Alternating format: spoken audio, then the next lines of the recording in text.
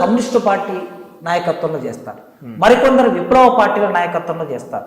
వీళ్ళందరూ కలిసి ఎప్పుడో ఒక దారిలోకి వస్తారు. ఈ దారిలోకి వచ్చినప్పుడు ఖచ్చితంగా అధికారం ఈ కింది వర్గాల చేతుల్లోకి వస్తుందనే ఒక విశ్వాసంతో పనిచేస్తూ ఉన్నాం. అంటే మీరు అన్నట్టు నిజంగా అట్లా వచ్చే అవకాశాలు కూడా ఉండనేమో భవిష్యత్తులో. అంటే నిజంగా దళిత అణగారిన వర్గాలు ఐకమత్యం చూస్తే అనిపిస్తుండే. ఇప్పుడు వచ్చిన నిన్నగాక మొన్న వచ్చిన ఈ వర్గీకరణ చిచ్చు పెట్టింది కదా సార్, అది కాస్త ఆయంత ఇక దళిత బహుజనుల రాజ్యం రాకుండా చేసింది అనుకోవచ్చా? ఐకమత్యం పోయింది కదా సార్. వర్గీకరణ అనేది అది చిచ్చు కాదు. వర్గీకరణ అనేది ఒక సామాజిక న్యాయం. అంటే మీరే సామాజిక న్యాయం అంటారు, బట్ మాలలో మాత్రం ఇది చిచ్చు, దళితులను లేకపోతే మాల మాదిగలను విడదీసే పని ఇది అంటారు. అవును. అయితే సరిగ్గా మీకు ఉదాహరణ చెప్తా. డాక్టర్ బిఆర్ అంబేద్కర్ 1930లో రౌండ్ టేబుల్ సమావేశంలో పాల్గొన్నాడు. 30-31 రౌండ్ టేబుల్ సమావేశంలో పాల్గొన్నప్పుడు ఇంగ్లాండ్లో అంబేద్కర్ ఏమడిగాడు, నా వర్గాలకి డిప్రెస్డ్ క్లాసెస్కి రిజర్వేషన్లు కావాలి, చదువుకోవడానికి ఉద్యోగాల్లో రిజర్వేషన్ కావాలి, రాజకీయాల్లో రిజర్వేషన్ కావాలని అంబేద్కర్ అడిగాడు. సరిగ్గా గాంధీ ఏమన్నాడు అటువైపు ఉండి, దేశాన్ని రిజర్వేషన్లు ఇస్తే చీల్చడం అవుతుంది, విభజన చేయటం అవుతుంది, కనుక రిజర్వేషన్లు ఇవ్వటం సాధ్యం కాదు అన్నాడు గాంధీ. కానీ అంబేద్కర్ చేసిన పోరాట ఫలితంగా, నిర్విరామంగా చేసిన పోరాట ఫలితంగా రిజర్వేషన్లు వచ్చాయి. ఆ రోజు గాంధీ ఇది విచ్ఛిన్నము అనే మాట ఏదైతే అన్నాడో, కానీ అంబేద్కర్ దాన్ని ఒప్పుకోలేదు, ఇది సామాజిక న్యాయము అన్నాడు. సో అంబేద్కర్ పోరాటం అన్నాడు సామాజిక న్యాయం సాధించుకోగలిగాం. అదేవిధంగా తెలంగాణ, ఆంధ్ర 2 రాష్ట్రాలు విడిపోయినప్పుడు ఆంధ్ర ప్రాంతం వాళ్ళు ఏమన్నారు, మన మధ్యన ఐకమత్యం పోతుంది, ఇది విచ్ఛిన్నము, ఇది ప్రాంతీయ ఉద్యమము, కనుక ఈ విచ్ఛిన్నకరమైన ఉద్యమాలను మనం అంగీకరించొద్దు అని చెప్పి ఆంధ్ర ప్రాంతంలో ఉన్నటువంటి వాళ్ళు అడిగారు. తెలంగాణ వాళ్ళు ఏమన్నాం, విడిపోయి కలిసి ఉందాము, మీరు వేరు మేము వేరు, మీరు మమ్మల్ని దోపిడీ చేస్తున్నారు, కనుక మీ రాష్ట్రం మీరు ఏర్పాటు చేసుకోండి, మా రాష్ట్రం మేము ఏర్పాటు చేసుకుంటాం, అప్పుడు తెలుగు వాళ్ళందరం ఒకటిగా ఉందామని తెలంగాణ వాళ్ళు అన్నారు. అయినా తెలంగాణ రాష్ట్రం ఏర్పడింది పోరాట ఫలితంగా. కనుక ఆనాడు గాంధీ చేసిన వాదన, తర్వాత ఆంధ్ర వాళ్ళు చేస్తున్న వాదన, ఇప్పుడు ఇవాళ మాల వాళ్ళు చేస్తున్నారని ఎవరన్నా అనుకుంటే అది అనుకున్న వాళ్ళ తప్పు ఎట్లా అవుతుంది? కనుక ఇది విచ్ఛిన్నం కాదు. విచ్ఛిన్నం అని నీకు అనిపించినప్పుడు వెంటనే నీవేం చేయాలి, పాలక వర్గాలు దీన్ని ఉపయోగించుకుంటున్నాయి అనే నీకు ఆలోచన ఉన్నప్పుడు నువ్వు ముందుకు రావాలి. ముందుకొచ్చి తమ్ముడా నువ్వు కూర్చో, నీ సమస్య ఎంత కూర్చో, నీకేం కావాలి నాకేం కావాలి, నీ జనాభా ఎంత నా జనాభా ఎంత, నీకెన్ని అవకాశాలు నాకెన్ని అవకాశాలు, ఉపకులాలకు ఎన్ని అవకాశాలు, అందరికీ సామాజిక న్యాయం వర్ధిల్లేటట్లు 15% రిజర్వేషన్లు సమానంగా పంపిణీ చేసుకుందాము అనే డైలాగ్ రావాలి. ఎప్పుడు రావాలి? 1994 ఉద్యమం మొదలైంది. 94లో ఉద్యమం మొదలైనప్పుడు 95లోనే డైలాగ్ రావాలి. ఇవాళ 2025కి వచ్చావు అంటే 31 సంవత్సరాలు అయింది. 31 సంవత్సరాల నుంచి ఇదే వాదన చేస్తున్నారు కదా. పాలక వర్గాలు ఉపయోగించుకుంటున్నారని నీకు అర్థమైనప్పుడు పరిష్కారం ఎక్కడుంది? వర్గీకరణ అనే దగ్గర పరిష్కారం ఉంది కదా. ఈ వర్గీకరణ అనే సమస్యను పరిష్కారం చేసుకుంటే ఎప్పుడో సమస్య పరిష్కారం అయిపోయేది కదా. కనుక నేనేమంటున్నానంటే ఇది విచ్ఛిన్నకరమైన వాదనో, లేదా పాలకవర్గాలు చిచ్చు పెట్టినవనో, లేదా కుట్ర చేసినవనో, దళితుల మధ్య ఐకమత్యాన్ని దెబ్బతీసినవనో, ఐకమత్యం పోతుందనో అనే వాదన కాకుండా, ఇప్పుడు 2 అన్నదమ్ములు ఉంటారు ఇంట్లో, తండ్రికి 10 ఎకరాల భూమి ఉంటుంది, తండ్రి అన్నకి 10 ఎకరాల భూమి ఇస్తే తమ్ముడికి ఏమనిపిస్తుంది? మా నాన్న నాకు ఇవ్వలేదు, అన్యాయం చేసింది అంటాడు. వానికి ఎప్పుడు మనసులో ఉంటది అన్యాయం జరిగిందని. కనుక 2 అన్నదమ్ములు తండ్రి ఇద్దరిని పిలిచి మీరిద్దరు ఐక్యంగా ఉండండి, మంచిగా ఉండండి అని తండ్రికి ఎంత చెప్పినా తమ్మునికి ఏముంటదంటే నాకు ఇవ్వలేదు కదా ఆస్తి అనేది ఉంటుంది. 5 ఎకరాలను సరి 10 ఎకరాలను సరి 5 ఎకరాలు పంచి ఇచ్చింది అనుకోండి, అప్పుడు తండ్రి మీద గౌరవం ఉంటుంది, ఇద్దరు సమానంగా ఉంటారు, కలిసి ఉంటారు, ఒకే కుటుంబంగా ఉంటారు. అందుకోసమే ఎస్సీ రిజర్వేషన్ అనేది 15% మన ఆంధ్రప్రదేశ్ మన తెలంగాణ రాష్ట్రంలో ఉన్నప్పుడు ఈ 15% రిజర్వేషన్ 57 కులాలకి 59 కులాలకి సమానమైన వాటాగా పంచుకోవటం అనేది సామాజిక న్యాయం. ఓకే, అంటే ఇప్పుడు సామాజిక న్యాయం గురించి మీరు ఇంత బాగా చెప్తారు సార్. అంటే నేను రీసెంట్గా ఒక మాల సామాజిక వర్గానికి చెందిన హమారా ప్రసాద్ అనే వ్యక్తి, మీకు ఐడియా ఉండొచ్చు మేబీ, అతను ఇంటర్వ్యూ చేశాను. అంటే ఆయన కూడా వర్గీకరణ ఏకీభవిస్తున్నాడు. నాతో ఆయన చెప్పిన మాట ఏంటంటే, నిజంగా ఈ సమాజంలో మాలలు మాదిగలు అనే ఈ 2 కమ్యూనిటీలు సోషల్గా కొంచెం అప్గ్రేడ్ అయిన కులాలే, మంచిగానే ఉన్నారు, వెల్ సెటిల్డ్. ఒక ఎమ్మెల్యేని చూసినా మాదిగ కులమైన దొరుకుతాడు, ఒక ఎంపీని చూసినా మాల కులం నుంచి దొరుకుతారు. బట్ జనాభా ప్రాతిపాదికన చేయొద్దు ఇది. నిజంగా అన్యాయానికి గురైన వాళ్ళు, నిజంగా ఆర్థికంగా నోసుకోలేని వాళ్ళు, బుడగ జంగాల వాళ్ళు కావచ్చు, ఇంకోలు కావచ్చు, రకరకాల కులాలు ఉన్నాయి. ఆయన 10 పేర్లు చెప్తే నాకు కులాలు ఉన్నాయని కూడా అనిపించింది. Okay. అట్లాంటి వాళ్ళకు ఇంకెక్కువ రిజర్వేషన్ ఇవ్వాలి, జనాభా ప్రాతిపాదికన ఇవ్వద్దు అని అన్నారు. దాన్ని మీరు ఏ విధంగా చూస్తారు? అయితే మనకి భారతదేశంలో రిజర్వేషన్ ఫార్ములా అనేది సామాజిక అసమానతని ఆధారం చేసుకొని వచ్చింది. ఆర్థిక అసమానతని ఆధారం చేసుకొని రాలే. సామాజిక అసమానత ఆనాడు అంబేద్కర్ కొట్లాడింది కూడా సామాజిక అసమానతని తొలగించడానికి రిజర్వేషన్ ప్రతిఫలం. ఈ రిజర్వేషన్ ఫలాలు ఇచ్చితే వేల సంవత్సరాలుగా గుడికి బడికి సంపదకి దూరమైన ప్రజలు ప్రధాన శ్రమంతిలోకి రావడానికి అవకాశం ఏర్పడుతుంది అనేది అంబేద్కర్ వాదన. అందుకోసమే ఈ రోజైనా మాలలు మాదిగలు 2 కులాలు, ఇవి 2 పెద్ద కులాలు. మాదిగలు ఎక్కువ ఉన్నారు, మాలలు తక్కువ ఉన్నారని 2011 జనాభా లెక్కలు చెప్తున్నాయి. కేంద్ర ప్రభుత్వం తీసుకున్న 2011 లెక్కల ప్రకారము మాదిగలు 28 లక్షల మంది ఉన్నారు, మాలలు 15 లక్షల మంది ఉన్నారు. ఇది లెక్కలు, జనాభా లెక్కలు. అంటే ఈ దేశంలో, ఈ రాష్ట్రంలో, 2 తెలుగు రాష్ట్రాల్లో మాల మాదిగలు మాత్రమే 15% రిజర్వేషన్ ఎక్కువగా ఉపయోగించుకున్నారు. మాలలు ఎక్కువగా ఉపయోగించుకున్నారు, మాదిగలు తక్కువ ఉపయోగించుకున్నారు. ఉపయోగించుకోవడం అంటూ జరిగింది 2 కులాలు. మాలలు 70% ఉపయోగించుకున్నారు అనుకోండి, మాదిగలు 30% ఉపయోగించుకున్నారు. కానీ మీరు అన్నట్లు ఈ రాష్ట్రంలో ఉన్న డక్కలొళ్ళు, సిందొళ్ళు, మాస్టర్లు, బైండ్లొళ్ళు, జ్ఞాతకాన్లు, నీరడికాన్లు, వీళ్ళందరూ కూడా ఇంకా వెనుకబడి ఉన్నారు. మొట్టమొదటిసారి ఇప్పటి వరకు ఒక్కరు కూడా ఈ ఆర్ట్స్ కాలేజీ మెట్లెక్కి రిజర్వేషన్ ఫలాలను పొందలేదు. ఈ ఆర్ట్స్ కాలేజీకి చదువుకోనికి రాలేదు. మాలలు వచ్చారు, మాదిగలు వచ్చారు. అది మీరు ఒప్పుకుంటున్నారు. మాలలు వచ్చారు, మాదిగలు వచ్చారు ఇక్కడికి. కానీ ఒక డక్కలైన రాలే. ఇంకా ఈ డక్కలైన రావాల్సిన అవసరం, నీరటికాడు రావాల్సిన అవసరం, సిందాయన రావాల్సిన అవసరం ఈ దేశంలో ఉంది. ఒక మాస్టర్ అయిన రావాల్సిన అవసరం ఈ దేశంలో ఉంది. రావాలంటే వాళ్ళకి కూడా రిజర్వేషన్ ఫలం అందాలి. మీరు అడిగిన ప్రశ్నలో న్యాయం ఉంది. ఏం ప్రశ్న అంటే, ఉదాహరణకి డక్కలోళ్ళు ఉన్నారు అనుకోండి, మొత్తం రాష్ట్రంలో డక్కలోళ్ళను కలిపితే ఎంత, ఒక 30,000 మంది ఉన్నారు అనుకుందాం ఉదాహరణకి. అట్లే బుడగ జంగాలు ఉన్నారు అనుకోండి, 1,00,000 మంది ఉంటారు. సింధోళ్ళు ఉన్నారు అనుకోండి, వాళ్ళు 20,000 మంది ఉంటారు.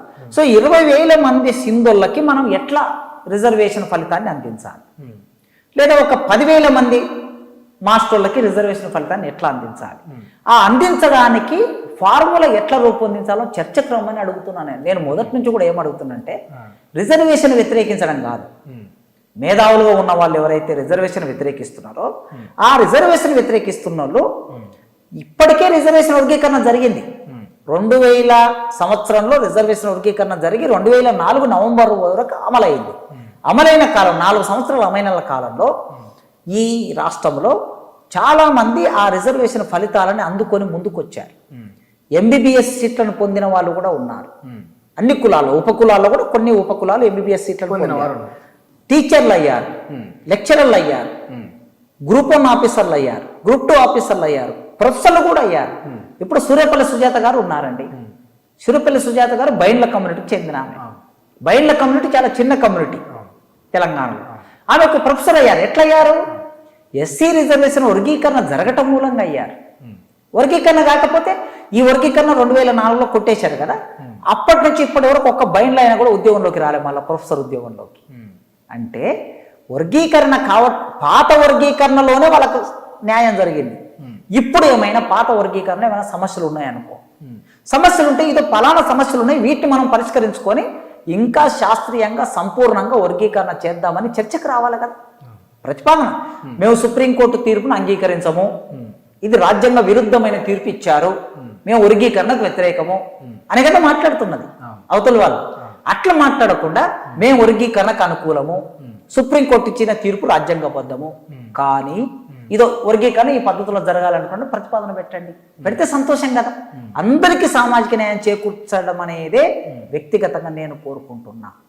అట్టడుగు వర్గాల్లో ఉన్నటువంటి వాళ్ళు ఎప్పుడైనా ఎక్కడైనా ఇప్పటి వరకు రిజర్వేషన్ ఫలితం అందని వాళ్ళు ఉంటారు.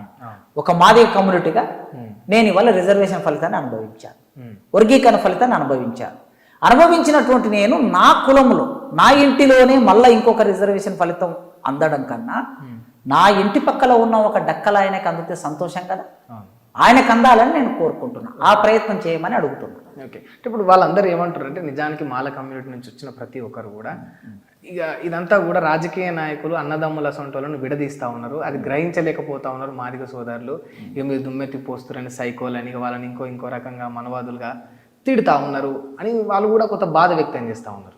నిజంగా పాలకులు మిమ్మల్ని ఆడిస్తున్నట్టు మీకు అనిపించట్లేదా సార్?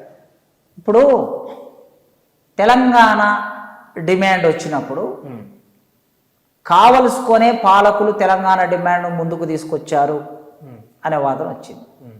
స్త్రీలు మేము స్త్రీలమే, మాకు అవకాశాలు ఇవ్వాలి, పురుషులతో మేము సమానమే అనే చర్చ వచ్చిన రోజుల్లో కావలసుకొనే పెట్టుబడిదారులు కొందరు వెనుక ఉండి స్త్రీలను ముందుకు తీసుకొచ్చి ప్రధానమైన సమస్యలు పేదరికం గురించి మాట్లాడకుండా చేస్తున్నారు అని అన్న రోజులు ఉన్నాయి. దళిత ఉద్యమం వచ్చింది ఒకప్పుడు 1985లో దళిత ఉద్యమం వచ్చింది. దళిత ఉద్యమం ముందుకొచ్చి దళిత కవులు, దళిత కళాకారులు, దళిత మేధావులు ఏం మాట్లాడారంటే, మేము ఈ దేశంలో మనుషులమే, మమ్మల్ని గుర్తించండి, మాకు సమాజంలో అవకాశాలు ఇవ్వండి, మా మీద దాడులు జరుగుతున్నాయి, మమ్మల్ని చంపేస్తున్నారు, నీళ్ళని అడిగితే కారుచెల్లో చంపేశారు, ఆత్మగౌరవం అడిగితే చుండూరులో చంపేశారు అని దళితులు కూడా తమ వాదన ముందుకు తీసుకొచ్చారు. అందులో మాలలు మాదిగలు అందరూ కలిసే. అప్పుడేమన్నారు కొందరంటే, దళితులు అనేటటువంటి దాన్ని ముందుకు తీసుకురావటం మూలంగా వర్గ పోరాటం చేయకుండా కమ్యూనిస్టు పార్టీలు పెట్టిన విమర్శేది, వర్గ పోరాటం చేయకుండా పేదల్ని విచ్ఛిన్నం చేయడం కోసం దళిత వాదన తీసుకొస్తున్నారు, పేదల్ని విచ్ఛిన్నం చేయడం కోసం మహిళా వాదన తీసుకొస్తున్నారు, పెట్టుబడిదారులు వీళ్ళ వెనుక ఉండి నడిపిస్తున్నారు అని ఒక వాదన వచ్చింది. ఇది సరైందా అంటే కాదు, ఇది వాస్తవం కనుక ముందుకు వచ్చింది.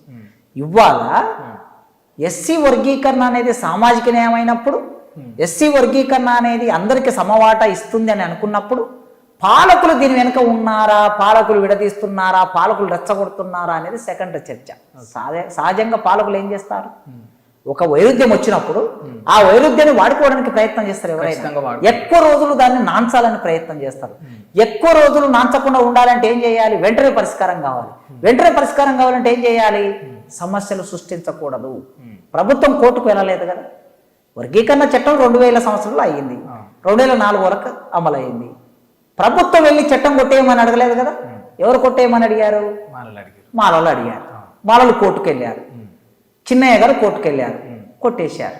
ఓకే, మళ్ళీ ఇప్పుడు ఎవరు దీన్ని సుప్రీంకోర్టులో, మొన్న సుప్రీంకోర్టు తీర్పిచ్చింది, ధర్మాసనం తీర్పిచ్చిన తర్వాత దీన్ని కొట్టేయమని ఎవరు వెళ్ళారు సుప్రీంకోర్టుకు, 20 మంది వెళ్ళారు. సుప్రీంకోర్టులో వేశారు, రివ్యూ పిటిషన్ వేశారు. రివ్యూ పిటిషన్ కూడా సుప్రీంకోర్టు కొట్టేసింది. అంటే ప్రభుత్వం వెళ్ళట్లేదు కదా. ఒకవేళ చిచ్చు పెట్టాలనుకుంటే చేసిన ప్రభుత్వం వెళ్ళాలి. అందుకే చిచ్చు పెట్టడం అనేది ప్రభుత్వానికి ఉండే, వాడుకోవడం అనేది ఎవరైనా అధికారంలో ఉంటే అధికారంలో ప్రతి ఒక్కరు వాడుకోవాలని చూస్తారు. కానీ వాడుకోబడేటట్లు మీరు ఎందుకు చేస్తున్నారు అనేది నా ప్రశ్న. ఓకే, అంటే అదే వీళ్ళే గమనించలేకపోతా ఉన్నారు. ఎగ్జాక్ట్లీ. వెంటనే సమస్య పరిష్కారం సుప్రీంకోర్టు తీర్పిచ్చింది, మేము అంగీకరిస్తున్నాం, ప్రభుత్వం రేవంత్ రెడ్డి గారు ఏదో ఒకటి మీరు తొందరగా చెయ్యండి అనేటటువంటిది వెంటనే చెప్పొచ్చు కదా. చెయ్యండి మీరు ఏదో ఒకటి, పరిష్కరించండి అని ముందుకు వస్తే బాగుండేది కదా. అట్లా కాకుండా సభలు పెట్టి, సమావేశాలు పెట్టి, రెచ్చగొట్టి, హైదరాబాద్లో సభలు పెట్టి తొక్కేస్తాం, ఎక్కేస్తాం, ఇది చేస్తాం, అది చేస్తాం అని మాట్లాడితే దాని వలన వైరుధ్యం మరింత పెరుగుతుంది కదా. కనుక ఆ వైరుధ్యం పెరగకూడదని కోరుకుంటున్నాం. మాలాంటి వాళ్ళం, ఆలోచన పరులం ఏం కోరుకుంటున్నాం అంటే, మాలలైనా మాదిగలైనా ఈ దేశంలో పీడిత వర్గాలే, ఈ దేశంలో అణిచివేతకు గురయ్యే వర్గాలే, ఈ దేశంలో దోపిడీకి గురయ్యే వర్గాలే, అంటరానితనానికి గురయ్యే వర్గాలే. మాలలు కూడా ఇంకా అంటరానితనాన్ని అనుభవిస్తున్నారు, మాలలు కూడా ఇంకా పేదరికాన్ని అనుభవిస్తున్నారు, మాలలు కూడా ఇంకా అవమానాలను అనుభవిస్తున్నారు, ఊరికి దూరంగా ఉన్నారు. వాళ్ళేం పెద్దగా ఈ దేశంలో పెట్టుబడిదారులు అయిపోయి దోపిడిదారులుగా మారలేదు. మాలలు ఉన్న రిజర్వేషన్ ఫలాన్ని కొద్ది శాతం ఎక్కువ ఉపయోగించుకున్నారు, కొద్దిగా ముందు చదువుకున్నారు, ముందు చదువుకోవటం వల్ల ముందుకు ఉపయోగించుకున్నారు. వాళ్ళ తప్పేమీ లేదు అక్కడ. కాకపోతే ఏమిటంటే, ఒక సమస్య ముందుకొచ్చినప్పుడు ఆ ముందుకొచ్చిన సమస్యని అర్థం చేసుకోవడంలోనే, ప్రజాస్వామికంగా అర్థం చేసుకోవడంలోనే సమస్య ఉన్నది. ప్రజాస్వామికంగా అర్థం చేసుకోవాలని నేను విజ్ఞప్తి చేస్తున్నాను. సరే సార్, అంటే మీరు ఇప్పుడు జనాభా ప్రాతిపదికన కావచ్చు, వెనుకబడ్డ దాని సామాజిక న్యాయం జరగాలి కనుక రిజర్వేషన్ ఎక్కువ కావాలి, మీరు లెక్కించి లెక్కలు తీసి ఆ రకంగా ఇవ్వాలంటున్నారు. రాజ్యాంగంలో అంబేద్కరే చెప్పిండని, అంటే కొన్ని ఏళ్ల తర్వాత ఈ రిజర్వేషన్ ఉండొద్దు, తీసేయాలని చెప్పిండని మనం విన్నాం, చదివినాం కూడా. మీరు ఇప్పుడు ఇన్నేళ్ల తర్వాత ఇంకెక్కువ కావాలి, తక్కువ కావాలి అని అడగడం ఇంకా అది న్యాయమా సార్? అంటే భారతదేశ రాజ్యాంగం రాస్తున్న రోజుల్లోనే అంబేద్కర్ ఏం కోరుకున్నాడంటే, 10 సంవత్సరాల కాలంలో నా ప్రజలందరూ అభివృద్ధి అవుతారు అని కోరుకున్నాడు. రిజర్వేషన్లు ఇస్తే 10 ఏళ్ల కాలంలో అభివృద్ధి అవుతారు. ఎప్పుడు అభివృద్ధి అవుతారు? పాలకులు సరిగ్గా అమలు చేసినప్పుడు.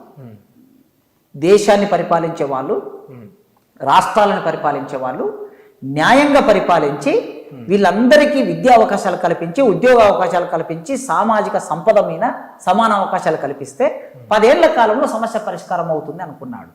అనుకొని ఏం జరిగింది మళ్ళా అంటే, ఈ పాలకుల చేతుల్లో నేను ఈ రాజ్యాంగాన్ని పెడుతున్నా, ఈ రాజ్యాంగాన్ని పెట్టినప్పుడు ఈ పుస్తకం అంటే రాజ్యాంగం అనే ఈ గ్రంథము ఇది గొప్పది కావాలంటే దీనికి ఇదిగా గొప్పది కాదు, పరిపాలించే వాళ్ళు గొప్ప వాళ్ళు అయితేనే ఇది గొప్పది అవుతుంది.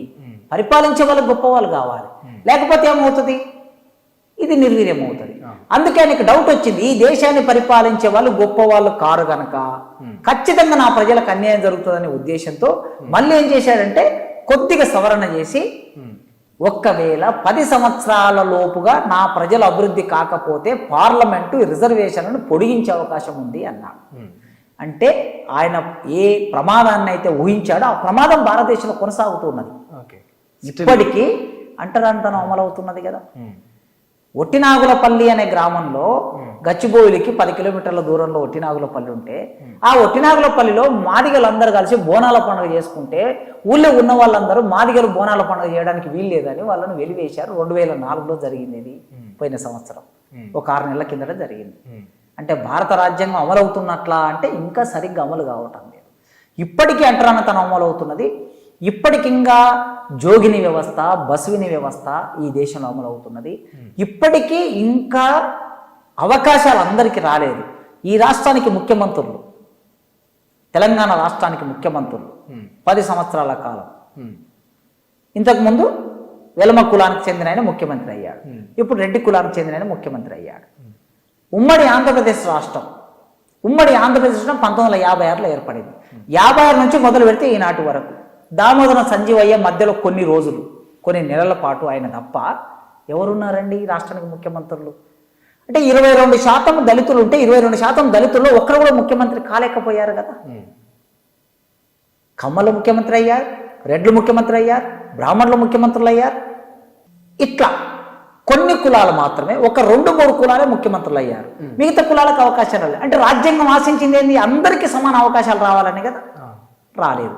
యూనివర్సిటీలు ఉన్నాయి, ఐఐఎంలు ఉన్నాయి, బాంబే ఐఐటి ఉన్నది, మద్రాస్ ఐఐటి ఉన్నది, ఢిల్లీ ఐఐటి ఉన్నది, కలకత్తా ఐఐటి ఉన్నది, ఐఐఎంలు కూడా ఉన్నాయి. ఈ ఐఐఎంలో ఒక్క దళిత ప్రొఫెసర్ కూడా లేడండి ఇప్పటికీ, ఒక దళిత ప్రొఫెసర్. అంటే ఇన్నేళ్ల నుంచి ఉంది కదా సార్ రిజర్వేషన్, మరి అయినా కూడా ఎందుకు ఎదగలేదు? రిజర్వేషన్ పేపర్ మీద ఉన్నా కూడా కొన్ని సంస్థలు మేము ఇక్కడ రిజర్వేషన్ అమలు చేయము అని అమలు చేయకుండా ఉంటున్నారు. ఇస్రో ఉంది, నిజంగా ఇస్రో అంటే భారతదేశ శాస్త్ర సాంకేతిక రంగంలో ఉపగ్రహాలు తయారు చేసి పైకి పంపిస్తూ ఉంటుంది. ఇస్రోలో కూడా రిజర్వేషన్ అమలు చేయటం లేదండి ఇప్పటికీ. ఏమంటున్నారు? ప్రతిభ కలిగిన వాళ్ళు ఇక్కడికి రావాలంటే, ఇక ప్రతిభ కలిగిన వాళ్ళు ఇక్కడికి రావాలంటే ఇక రిజర్వేషన్ ఉన్నది ఎందుకని? అందుకే ఇంకా కేంద్ర సంస్థల్లో చాలా వాటిలో రిజర్వేషన్ అమలు చేయటం లేదు. అంతెందుకు సుప్రీంకోర్టులో రిజర్వేషన్ ఉందా? జడ్జీలు ఉన్నారు. హైకోర్టులో రిజర్వేషన్ ఉందా? లేదు. అంటే రాజ్యాంగం అమలైన 75 సంవత్సరాల తర్వాత కూడా మనం ఏం మాట్లాడుకుంటాం? కింది వర్గాలకి, ఎస్సీలకి, ఎస్టీలకి, బీసీలకి ప్రాతినిధ్యం లేదు అంటున్నాం. మరి ప్రాతినిధ్యం లేకపోతే ఈ రిజర్వేషన్లు కొనసాగాలనే కదా అర్థం. అందుకే అంబేద్కర్ ప్రతి 10 సంవత్సరాలకి రిజర్వేషన్లను పెంచుకుంటూ పోయి దాన్ని మళ్ళీ ఎక్స్టెండ్ చేసే అవకాశాన్ని రాజ్యాంగంలో రాశాడు. దీన్ని ఈ దేశాన్ని పరిపాలించిన పాలకులుగా తప్పు. దేశాన్ని మనమైతే పరిపాలించలే, ఎస్సీలు, ఎస్టీలు, బీసీలు పరిపాలించలే. ఈ దేశాన్ని పరిపాలించిన వాళ్ళు బ్రాహ్మణులు పరిపాలించారు, రాజ్పుట్లు పరిపాలించారు, తర్వాత బనియాలు పరిపాలించారు. ప్రధానమంత్రులుగా పరిపాలించినటువంటి వాళ్ళు సరిగ్గా రాజ్యాంగాన్ని అమలు చేయలేదు కనుక ఇంకా లోపాలు కొనసాగుతున్నాయి. అందుకే అంబేద్కర్ కోరుకున్న రిజర్వేషన్లు ఇప్పటికీ కొనసాగటం వెనుక ఉన్న కారణాలు. అంటే 70 ఏళ్ళు దాటినా కూడా ఇంకా రిజర్వేషన్ ఫలాల కోసమే పోరాడుతూ ఉన్నారు. మరి రాజ్యాధికారాన్ని ఎప్పుడు చేజిక్కించుకుంటారు సార్? ఖచ్చితంగా రాజ్యాధికారం కోసం పోరాటము చేసే దాంట్లో భాగమే రిజర్వేషన్ల కోసం పోరాటం. మోడీ గారు ఈడబ్ల్యూఎస్ రిజర్వేషన్ తీసుకొచ్చాడు. వాళ్ళ జనాభా ఎంత ఉంది ఈ దేశంలో? 10% ఉంది అనుకుందాం, ఓపెన్ కేటగిరీ. 10% ఉన్నటువంటి వాళ్ళ కోసం 10% రిజర్వేషన్ ఇచ్చాడు ఆయన. ఈ 10% రిజర్వేషన్ ఇస్తే వాళ్ళకు కూడా రిజర్వేషన్ ఉండాలని కోరుకుంటున్నాను నేను. అవకాశాలు ఉండాలి. ఒక రెడ్డి, ఒక బ్రాహ్మణ్, ఒక వెల్మ, ఒక కమ్మ, వీళ్ళకు కూడా కోమట రిజర్వేషన్ ఉండాలి. ఎందుకు ఉండాలంటే వాళ్ళు కూడా పేదలు ఉన్నారు. అట్టడుగు ఉన్న పేదలు ఉన్నారు, ఇంకా రోజువారీ తిండికి నోచుకోలేనటువంటి బ్రాహ్మణులు ఉన్నారు. చాలా మంది బ్రాహ్మణులు రోజు గుడికి వెళ్తే తప్ప వాళ్ళ జీవనం సాగదు. ఆ గుడిలో పూజ చేసి అడిగినంత పులిహోర తెచ్చుకొని పిల్లలకు అన్నం పెట్టుకునే బ్రాహ్మణులు కూడా ఈ దేశంలో ఉన్నారు, కడు పేదరికం అనుభవించే బ్రాహ్మణులు. బహుళజాతి కంపెనీలు భారతదేశంలోకి ఎంటర్ అయిన తర్వాత గ్రామాల్లో ఉన్న కోమటోళ్ళందరూ వాళ్ళ షాపులన్నీ మూతబడిపోయి ఇప్పుడు ఏవి తోచక పేదరికంలో మగ్గుతున్న కోమటోళ్ళు ఉన్నారు ఈ దేశంలో. అట్లే రెడ్లు వ్యవసాయం చేశారు. వ్యవసాయం చేసిన రెడ్లు వ్యవసాయం అనేది వర్షాలు సరిగ్గా రాక, పెట్టిన పెట్టుబడి సరిగ్గా రాక, పంటలు దిగుబడి లేక అప్పుల పాలైపోయి పేదరికంలో ఉన్నటువంటి రెడ్లు చాలామంది ఈ దేశంలో ఉన్నారు. వీళ్ళకి చదువుకోవడానికి అవకాశం ఉండాలి, ఉద్యోగాల్లో కూడా అవకాశం ఉండాలి, పేదవాళ్ళకి ఖచ్చితంగా ఉండాలి. అయితే వీళ్ళకి అవకాశం ఇవ్వాలనే నెపంతో ఆయన ఏం చేశాడు, 10% రిజర్వేషన్ కల్పించాడు. 10% మందికి 10% మందికి 10% ఇచ్చాడు.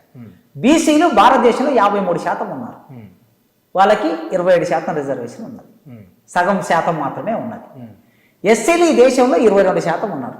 22% వాళ్ళకి ఎంత ఉన్నది, ఒక చోట 15, ఒక చోట 13, ఒక చోట 12, ఇట్లా ఒక్కొక్క రాష్ట్రాన్ని బట్టి ఒక చోట 7 అక్కడ జనాభాను బట్టి ఉన్నది. ఇట్లా బీసీలకి, ఎస్సీలకి, ఎస్టీలకి వాళ్ళ జనాభాకు తగినటువంటి రిజర్వేషన్ లేదు, ఇవ్వలేదు. అందుకే భారతదేశంలో రాజ్యాధికారంలోకి వెళ్ళాలంటే చైతన్యం కావాలి. చైతన్యం కావాలంటే చదువు కావాలి, సంపద కావాలి, ఉద్యోగం కావాలి, ఇవన్నీ కావాలంటే రిజర్వేషన్ ఉండాలి. అందుకే మా జనాభాకు తగినటువంటి రిజర్వేషన్ కావాలనే డిమాండ్ ఎప్పటికప్పుడు పెరుగుతూ ఉన్నది. నిజంగా రిజర్వేషన్లన్నీ తొలగించాల్సిన ఒకనొక పరిస్థితి ఏర్పడితే అప్పుడప్పుడు అంటూ ఉంటారు కొందరు, ఎందుకంటే రిజర్వేషన్లు తొలగించవచ్చు కదా, అందరికీ సమాన అవకాశాలు ఇవ్వచ్చు కదా అంటారు. ఎస్, నేను కూడా అది కోరుకుంటా, రిజర్వేషన్లు తొలగించమని కోరుకుంటా. ఎప్పుడు కోరుకుంటా, అందరికీ ఒకే విద్యాలయాలు ఉండాలి, ప్రభుత్వమే విద్యాలయాలు నడపాలి, నో ప్రైవేట్. స్కూల్ నుంచి మొదలు పెడితే యూనివర్సిటీ వరకు ఒకటే ఉండాలి. ఇప్పుడు నిక్మార్ అని ఒక యూనివర్సిటీ ఉంటుందండి, అది పూనాలో ఉంటుంది. ఆ యూనివర్సిటీలో చదువుకోవాలంటే సంవత్సరానికి 10 నుంచి 15 లక్షలు ఖర్చు అవుతుంది. ఎవరు పెట్టగలుగుతారు? ఏ దళితుడు, ఏ ట్రైబు, ఏ బీసీ పెట్టి చదవగలుగుతారు? ఇంకా చాలా జంషెడ్పూర్లో ఒక యూనివర్సిటీ, ఒక కాలేజ్ ఉన్నది, మేనేజ్మెంట్ కాలేజ్. ఆ కాలేజీలో చదవాలంటే సంవత్సరానికి 30 లక్షలు కట్టాలి. ఎవరు కట్టి చదువుతారండి? అంటే డబ్బులున్న వాళ్ళకి ఒక యూనివర్సిటీ, డబ్బులున్న వాళ్ళకి ఒక కాలేజీ, డబ్బులున్న వాళ్ళకి ఒక స్కూలు, ఇట్లా తీసుకొచ్చారు. డబ్బు లేని వాళ్ళకి ఒకటి. రిజర్వేషన్లు ఉండని కాలం ఒకటి రావాలంటే ఏం జరగాలంటే అందరికీ ఫ్రీ ఎడ్యుకేషన్ ఇవ్వాలి, అందరికీ ఫ్రీ వైద్యం ఇవ్వాలి. వైద్యం చాలా ముఖ్యమైనది, అందరికీ ఫ్రీగా ఉండాలి వైద్యం. అదేవిధంగా అందరికీ చదువుకున్న ప్రతి ఒక్కరికి ఉద్యోగం కల్పించాలి. ఈ దేశ సంపద, భూమి, ఉత్పత్తి సాధనాలు అందరికీ సమానంగా డిస్ట్రిబ్యూట్ కావాలి. ఈ దేశంలో పెట్టుబడిదారులందరూ 1-2 కులాల వాళ్ళే ఉంటారు, మిగతా కులాలకి ఉండరు. ఇప్పుడు షాపులు ఉన్నాయనుకోండి, కంపెనీలు ఉన్నాయనుకోండి, ఈ కంపెనీలు ఎవరి చేతిలో ఉన్నాయి? 2-3 కులాల చేతిలో ఉన్నాయి, మిగతా వాళ్ళ చేతిలో లేవు. అందుకే రిజర్వేషనే లేని రోజు రావాలంటే ఏం కావాలి? కంపెనీలు అందరి చేతిలో ఉండాలి, సంపద అందరి చేతిలో ఉండాలి. హిట్ టీవీ యాప్, ఇందులో short news, live news, entertainment shows, movies, digital magazines తో పాటు మీ జిల్లా వార్తలను కూడా ఫ్రీగా చూడొచ్చు. అంతేకాదు కేజీ నుంచి పీజీ వరకు విద్యార్థులకు స్కాలర్షిప్ కూడా అందిస్తున్నాం. ప్రతి వారం 10 మందికి లక్కీ డ్రా ద్వారా ఒక్కొక్కరికి 10,000 రూపాయలు అందిస్తున్నాం. ఇంకెందుకు ఆలస్యం, వెంటనే హిట్ టీవీ యాప్ ని డౌన్లోడ్ చేసుకుని ఫ్రీగా ఎంటర్టైన్మెంట్ పొందండి. Hit TV app, hit TV app, please download hit TV app. Hit TV app ని ఫ్రీగా డౌన్లోడ్ చేసుకొని ఎంజాయ్ చేయండి. మీకు నచ్చిన ఎంటర్టైన్మెంట్ కోసం హిట్ టీవీ యాప్ ని ఫ్రీగా డౌన్లోడ్ చేసుకొని ఎంజాయ్ చేయండి. హిట్ టీవీ యాప్ ని డౌన్లోడ్ చేసుకుని ఆస్వాదించండి, ఆశీర్వదించండి. ఇంతమంది సెలబ్రిటీలు హిట్ టీవీ యాప్ ని డౌన్లోడ్ చేసుకోండి అని చెప్తున్నారంటే ఎంత మంచి యాప్ ఆలోచించండి. అమెరికా అమెరికా అమెరికా అమెరికాలో చదవాలనుకునే వాళ్ళకి విశ్వసనీయమైన పేరు మన శౌర్య కన్సల్టెన్సీ. UK లో 1 year masters, UK లో 1 year masters, 2 years work permit up to 5 years visa. Contact Saurya Consultancy. Contact 89851 89851.